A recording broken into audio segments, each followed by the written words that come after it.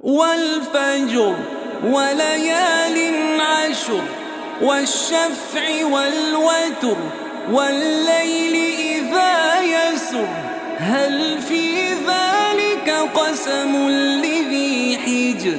ألم تر كيف فعل ربك بعاد إرم ذات العماد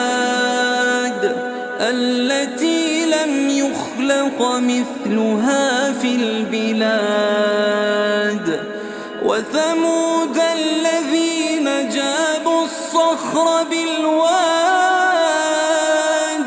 وفرعون ذي الأوتاد الذين طغوا في البلاد فأكثروا فيها الفساد